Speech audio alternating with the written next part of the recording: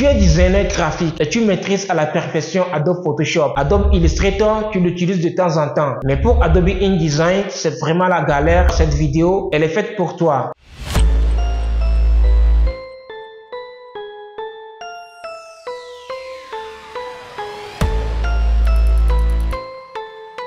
Salut les amis, j'espère que vous allez tous bien. Moi aussi je vais également super bien et je suis très content de vous retrouver encore une fois dans la classe de designer graphique. Dans la toute dernière vidéo qu'on a sortie, on a vu comment commencer un flyer sur Adobe Photoshop avec les histoires de lumière qui fait le tour du bonhomme, le background, le motif, ainsi de suite. Et à l'issue de cette vidéo, on avait promis qu'il y aura une seconde partie dans laquelle nous allons importer ce que nous avons fait sur Adobe Photoshop, sur Adobe InDesign, histoire d'ajouter les informations telles que l'accroche commerciale ainsi que les autres informations pour le call to action. Et donc c'est ce que nous allons voir aujourd'hui dans cette vidéo. Rapidement, on se retrouve sur Adobe InDesign pour cela. Nous voici maintenant sur Adobe InDesign où nous allons créer un nouveau document en cliquant sur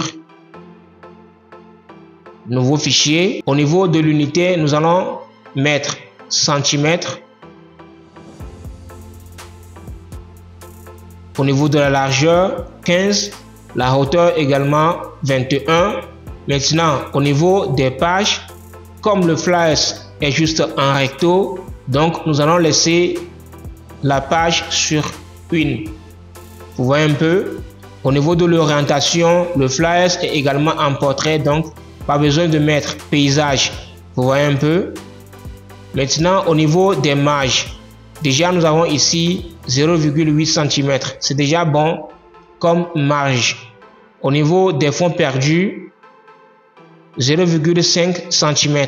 Ensuite, on clique sur créer. Maintenant, nous allons importer la conception de la fois passée, celle que nous avons réalisée sur Adobe Photoshop.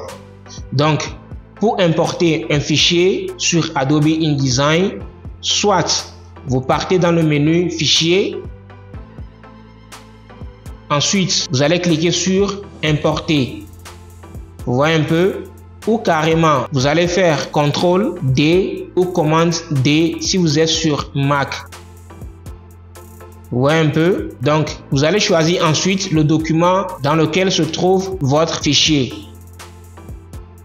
Moi, je l'ai dans un dossier tuto flyer. Donc, je clique sur le dossier. Ensuite, voici le flyer qui est là, flyer Yom. Je clique dessus, je désactive la case afficher les options d'importation et ensuite je clique sur ouvrir.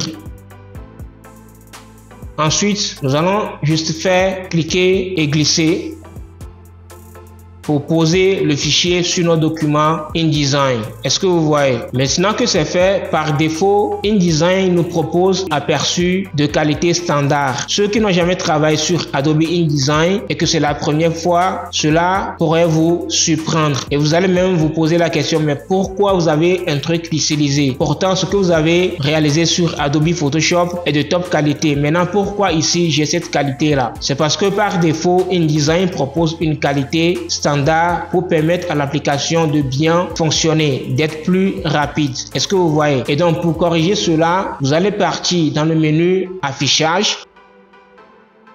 Ensuite, au niveau de la performance d'affichage, vous allez prendre affichage qualité supérieure. Donc par défaut, vous allez avoir affichage standard. Vous voyez un peu. Mais si vous voulez avoir affichage de qualité supérieure, donc vous allez cliquer sur affichage de qualité supérieure. Maintenant, vous voyez là, on vient d'avoir aperçu de top qualité. Ensuite, nous allons partir dans la fenêtre des calques qui est juste là. Et aussi, il faut que je vous dise ceci. Si c'est la première fois que vous travaillez sur Adobe InDesign, il se pourrait que votre interface ne soit pas même que pour moi. Ne vous paniquez pas. Donc, pour avoir une interface pareille que moi, vous allez partir dans le menu fenêtre, espace de travail. Et ensuite, vous allez cliquer sur les indispensables classiques. Et vous aurez la même interface que moi. Donc, on va aller dans le menu calque, fenêtre calque plutôt. Ensuite, nous allons nommer le calque 1. Vous allez juste faire un double clic dessus. Et ici, nous allons écrire background.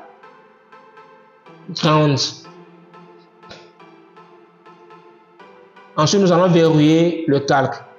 Donc pour verrouiller le calque, vous allez juste cliquer sur la case vide qui est là pour le verrouiller. Ensuite, nous allons créer un nouveau calque juste au-dessus du calque background. Donc nous allons nommer baseline.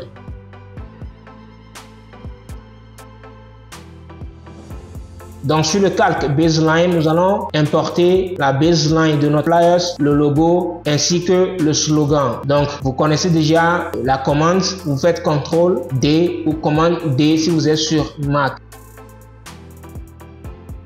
Donc on va encore aller choisir tout d'abord le dossier dans lequel se trouve la baseline. Vous voyez un peu. Donc voilà la baseline qui est là. Nous allons encore faire cliquer, glisser pour déposer la baseline. Nous allons réduire légèrement le bas, la partie blanche pour que ça ne déborde pas. Une fois que c'est fait, nous allons pousser un peu vers le haut la baseline. Là, je pense que c'est bon. Ok. Ensuite, nous allons importer le logo et puis le slogan. Toujours CTRL D ou commande D si vous êtes sur Mac.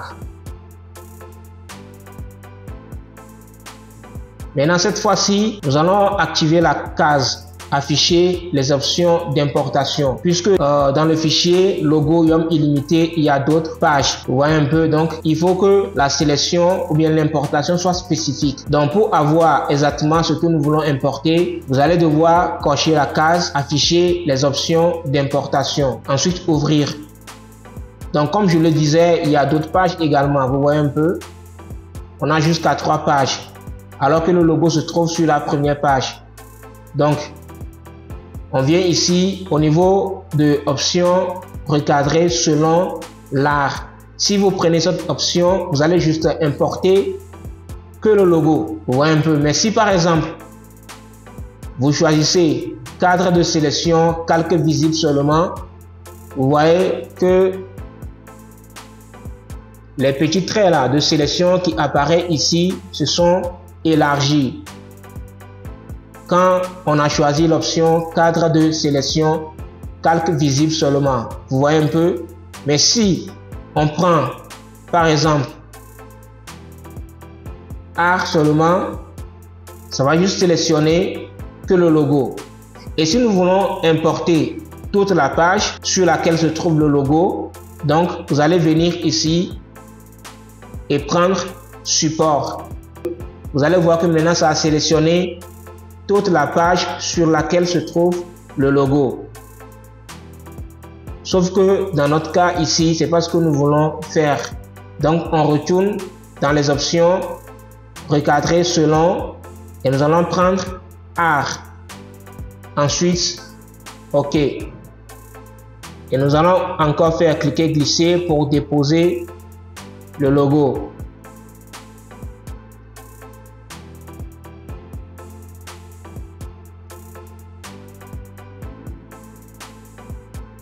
OK.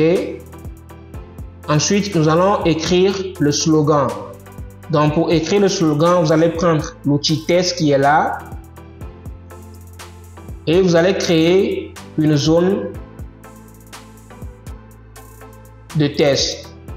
Pourquoi on a créé une zone de test? Parce que sur Adobe InDesign, ce n'est pas possible.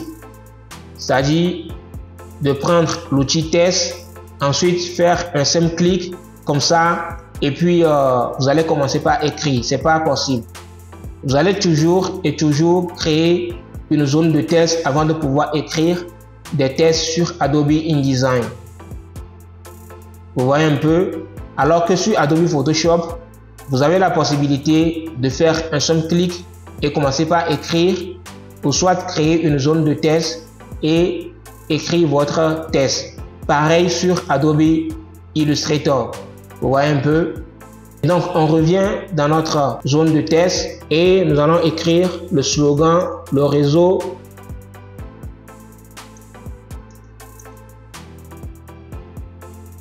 qui vous ressemble. Nous allons changer la typo. Notre typo c'est Clash Display. Donc on prend cela. Clash Display Regular. nous allons réduire la taille. Nous allons prendre 10, non, peut-être 9. OK. Maintenant, nous allons ajuster la zone de test à notre contenu, c'est-à-dire à notre test. Donc, pour faire cela, vous allez maintenir la zone de test en sélection. Ensuite, vous faites CTRL-ALT-C. Vous voyez un peu. Ou carrément, vous faites clic droit sur la zone de test. Ensuite, ajustement. Vous voyez un peu. Ajuster le bloc au contenu. Vous voyez un peu. Donc, vous avez le choix entre les deux. Nous allons l'ajuster également. OK.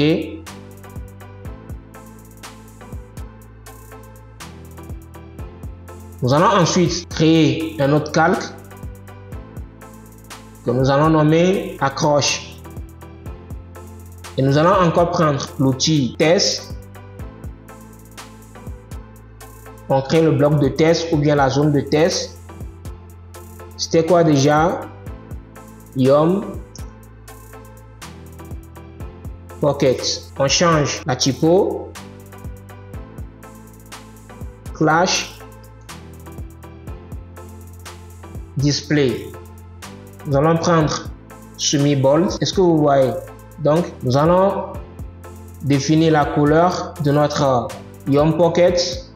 Nous allons prendre la couleur rouge de la marque. Donc, pour ça, nous allons venir, c'est-à-dire une fois ici, vous n'allez pas prendre une couleur ici. Vous allez venir cliquer sur les trois bandes là. Ensuite, accéder à cette fenêtre où vous allez cliquer sur nouvelle couleur. Vous voyez un peu. Et le mode va être en CMJN. Vous voyez un peu. Et au niveau du cyan, vous allez prendre 0, magenta 80 et jaune 95, le noir sur 0. Donc ça, c'est la composition CMJN de notre rouge. Le magenta 80 et puis le jaune 95. Vous voyez un peu.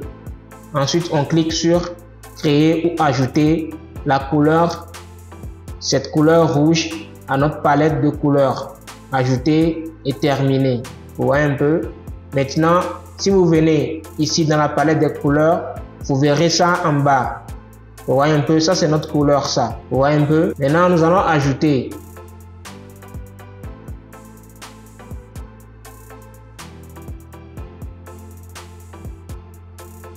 sans limite, sans arrêt. Nous allons changer la couleur en blanc. Ici, nous allons prendre bold. On va augmenter la taille. Voilà. Nous allons réduire un peu l'espacement.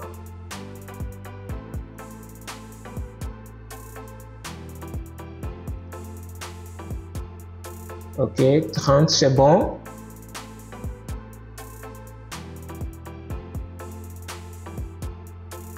On va augmenter un peu la taille de truc là, Yum Pocket.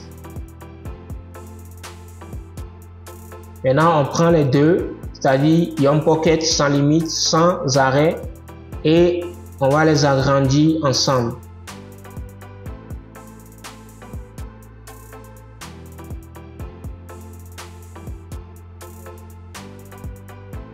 Ensuite, nous allons ajouter un nombre à sans limite, sans arrêt. Donc pour ça, vous allez sélectionner le bloc de test sans limite, sans arrêt. Ensuite, ici, vous allez cliquer sur l'icône ci, ombre portée. Si vous faites un simple clic, vous aurez un nombre par défaut. Vous voyez un peu. Donc, pour éviter cela, vous allez maintenir la touche Alt enfoncée avant de cliquer sur l'icône. Ce qui va vous ouvrir la fenêtre des effets. Vous voyez un peu. Et donc, au niveau du mode, nous allons prendre normal. Et au niveau de la couleur, nous allons prendre le bleu, notre bleu. Mais actuellement, nous n'avons pas ça ici. Donc, nous allons composer cela et revenir dans la fenêtre. Vous voyez un peu, donc, on ressort.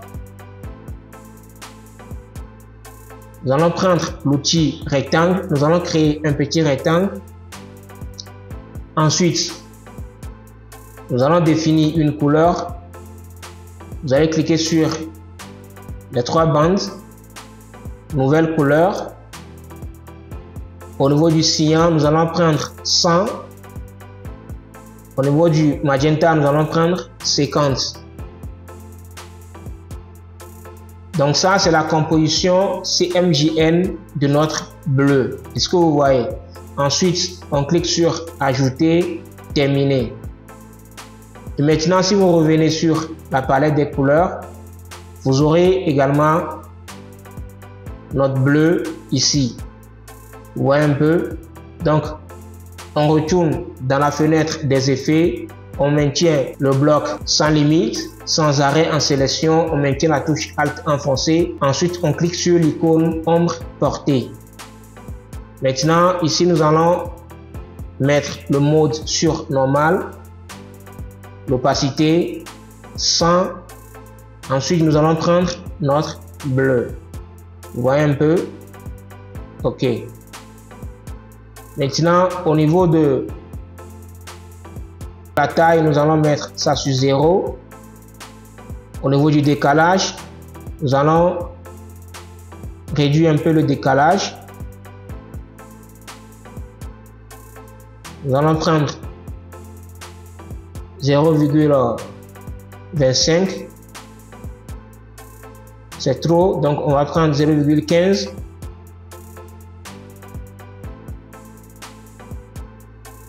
Ici également 0,15. Vous voyez un peu, on peut même prendre, on va supprimer les 5 là qui sont dessus. OK, là je pense que c'est bon. Et ensuite, on fait OK. Là, on vient d'avoir un nombre bleu très sympa. Donc voilà, on peut supprimer ceci. OK. Là maintenant, nous venons d'ajouter notre accroche Ion Pocket sans limite, sans arrêt. Vous voyez un peu. Ensuite, nous allons ajouter le pocket, c'est-à-dire le mini routeur. Donc pour ça, nous allons également créer un nouveau calque. On va également verrouiller les deux calques, c'est-à-dire le calque baseline et puis le calque accroche. On va les verrouiller.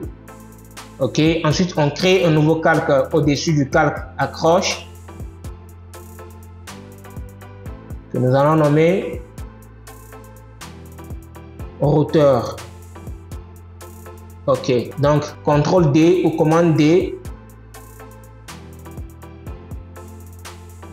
On a ici routeur de poche.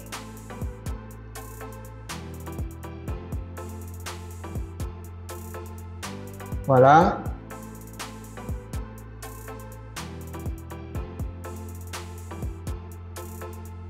On l'ajuste bien. Nous allons ensuite dupliquer le routeur. Donc pour le dupliquer, vous allez maintenir la touche Alt enfoncée et ensuite cliquer glisser, ce qui va vous dupliquer le routeur. Que nous allons ensuite changer l'orientation.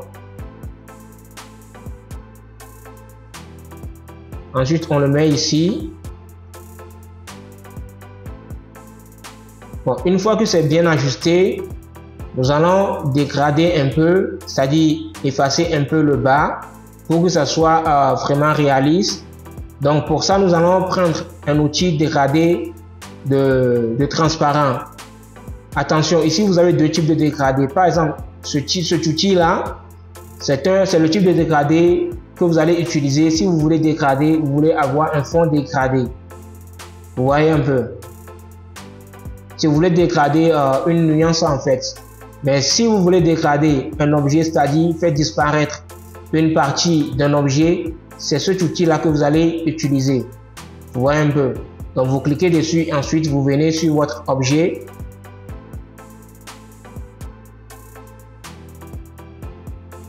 Ensuite, vous allez juste faire cliquer et glisser. Là, je pense que c'est bon et nous allons appliquer un petit effet de flou gaussien à notre objet. Et donc, pour faire cela, vous allez sélectionner l'objet et vous allez cliquer sur l'icône effet qui est là. Vous voyez un peu? Vous allez ensuite cliquer sur transparence pour accéder à la fenêtre effet. Ensuite, vous allez venir ici, contour progressif simple. Et au niveau de la largeur, vous allez diminuer un peu la largeur pour que ça soit pas trop. Vous pouvez prendre 1. C'est trop. Donc 0,15. Là, je pense que c'est bon. Ou soit 0,2. C'est encore mieux. 25. Là, je pense que c'est bon. Ensuite, vous allez cliquer sur OK.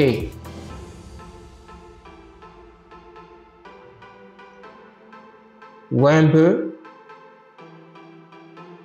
Alors, une fois que c'est fait, nous allons encore verrouiller le calque en hauteur et nous allons ensuite créer un autre calque juste au-dessus du calque en hauteur sur lequel nous allons mettre les petites bannières dans laquelle on a 100 gigas.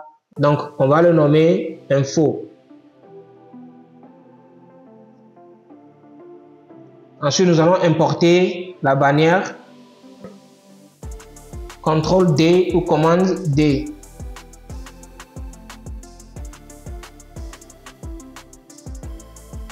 OK, art, OK.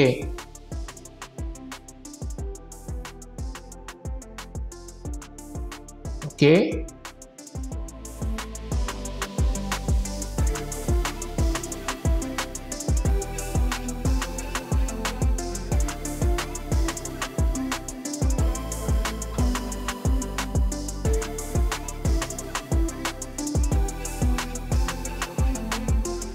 Et nous allons maintenant ajouter les tests.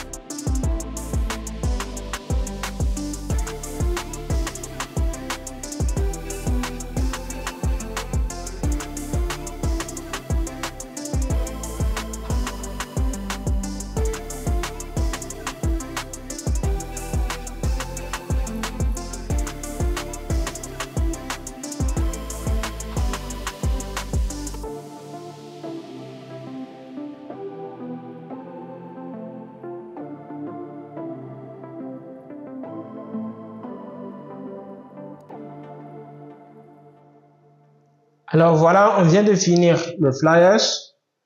On va juste l'enregistrer et ensuite l'exporter avec les repères de traits de coupe pour l'imprimeur. Donc on fait CTRL S. Nous allons créer un dossier ID.